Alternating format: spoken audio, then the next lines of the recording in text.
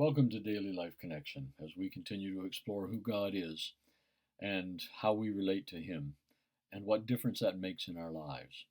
And to be really honest, one of my goals is to help us see who God is, perhaps in ways that we haven't thought of Him before. We've gotten so used to, if we've grown up in church at all, hearing just very specific things about God. And I think there's a much broader picture. A God is so much bigger than all of that. I'm hoping that these little talks are helping you think about God in new ways and experience Him in new ways. Today, I want to talk to us from Hebrews chapter 12, uh, when the writer says, "Our God is a consuming fire." Now, immediately that conjures up pictures of terror and fear. Uh, you know, But that's not the picture of who our God is. Now, our God is. That's the picture of the pagan gods, the Moloch, and some of those gods of the Old Testament. They were gods of fire too, and they required human sacrifice. Often infants were sacrificed to the gods of fire. That's grotesque and that's demonic. I mean, that's evil, isn't it? That's not who God is. But yet sometimes we speak of, well, you want to be careful. Our God's a consuming fire. You need to straighten up and fly right because God's a consuming fire. And, the implication is you're going to fry, you're going to burn. I just think that's an awful way to look at God. Let's just examine God as a God of fire for a little bit. You know, fire, when fire is connected to God, it's a purifying thing. Fire is so necessary if you're going to purify silver or gold or whatever. There has to be fire to heat it up. Uh, I look at, take an iron rod, just an ugly old piece of iron, rusty maybe, whatever, put it in fire, and after a while it begins to glow.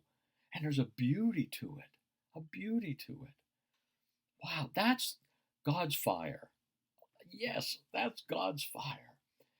As we stick ourselves into the fire of God, we begin to glow with His energy and glow with His life and glow with His glory. Oh, this just excites me today.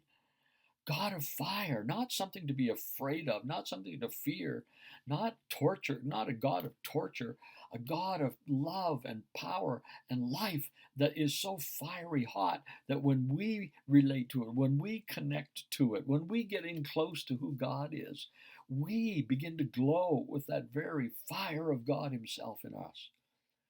Wow, what a what an amazing God, a God of fire, a God that just and that God that it says He's a consuming fire. Well, what's that mean? He's going to consume us? No, He's going to consume everything in us that keeps us from being who He created us to be. He's going to purify us. He's going to take care of that. It's like if you go to the doctor with a disease and it's in you, a bacteria or a parasite or whatever, and he says, I'm going to purify you. I'm going to take care. I'm going to give you something that will cleanse you and rid you of that life-sapping thing. That's what God does. As we get close to Him, His fire purifies us, gets rid of, cleanses us of all of the life-sapping, life-destroying things that might be in us that the enemy has placed there.